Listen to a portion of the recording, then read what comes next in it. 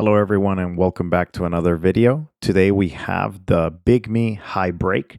This has been a quite anticipated device in the e-ink community and also for digital minimalism. I think this device has the potential, but Bigme needs to make some adjustments and actually create a better band support for the device to actually be viable in a global release. This is a first good try. And let's go over the frequently asked questions. This device runs Android 11, so it's pretty much going to be able to install any app that you want. It is still a frustrating device to use. It does not compare well to the Hisense A9, for example. That one is way more powerful than the Bigme. And I personally think that you will have a better time with that one if you are overseas. If you're here in the United States, this device is still pretty good, but it only works in metro areas with very limited band support. It essentially has very similar bands to the Hisense A9, and it's just a little bit better optimized to a certain degree, but not by much. You can get turn-by-turn directions with this device. You have Google Maps, and it also supports different launchers. It has a camera. Although the hardware is not anything special, the device does have volume rockers, a special button on the side, and the back is actually very nice with a leathery texture.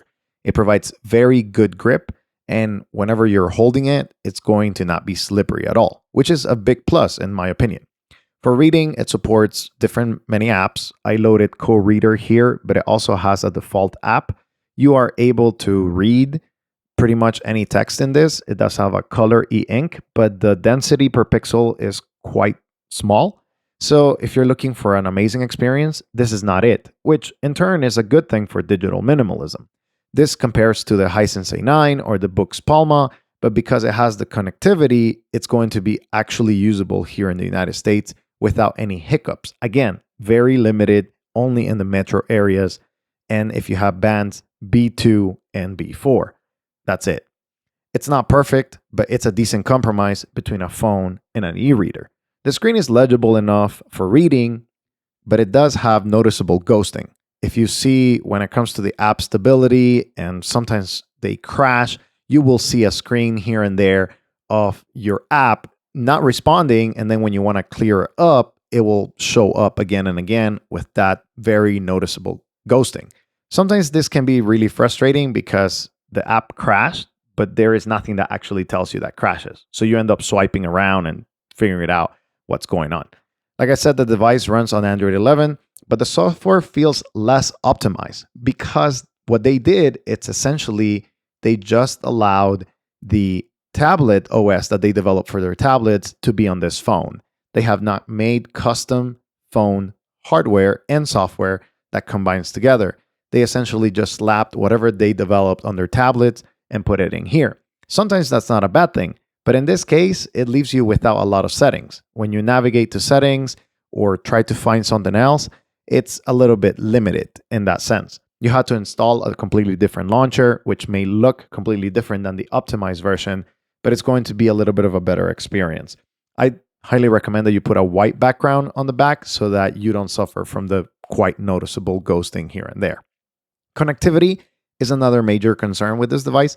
Even though it's snappy and it can run videos and it can run like many different things, it only has 2 serviceable bands here in the United States. It does have more serviceable bands outside of the United States, but at that point, you're competing with the Hisense A9, and the Hisense A9 has way more compatibility in the international market, which means, again, you will struggle with coverage.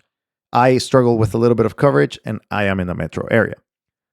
The overall experience is pretty good, especially if you're coming from something like a flip phone or you're trying to be in between, something that is smart but not too smart. So it's going to have a lot of that capability because you have app stores and different things to compare.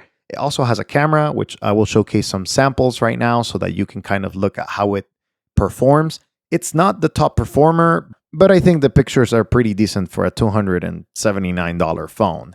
This also comes in a black and white version, which has higher density per pixel, so it's a little bit of a better competitor to the Boox Palma and the Hisense A9. But for $30, it's kind of like, do you want color or do you not? It doesn't really matter, it's the same internal specs, so it's just kind of like a personal preference. Again, this device is not horrible for digital minimalism because it has a boring screen. The e-ink screen allows you to slow down and the refresh rate is not going to invite you to do a lot of the video playback and a lot of these different things. But there are better options out there, especially if you're international. If you're in the United States, I would recommend maybe trying it out, but if not, you can just sell it for pretty much the same price. So about 200 to 225, that's the resale value right now. I've seen a lot of people actually that have gotten the device, and because it doesn't work well in their area, they're shipping it away, which is a little bit of a bummer. I have been told that there is an update or a better device coming down the line, probably in Q4, but that's just a rumor. So again, take it with a grain of salt. In summary, the Bigme HiBreak has great potential, but its limited band compatibility, refresh rate issues, and ghosting hold it back against other e-ink devices. And definitely the experience wasn't amazing for me to say like, oh yes, I'm going to switch to this. I'd rather have a Jelly 2 or something even more basic like the iPhone 2. Even the refresh rate there is even worse, but the experience is just so much better. When you have a lot of crashes and a lot of unpredictability, the experience just goes way down, and the lack of connectivity doesn't help as well. I hope this helps you understand a little bit better about this device. And if you have any questions or anything, comments that you wanted to make sure to put it in the comments below, and I'll be interacting with you guys. Thank you for watching this review, and I'll see you in the next video.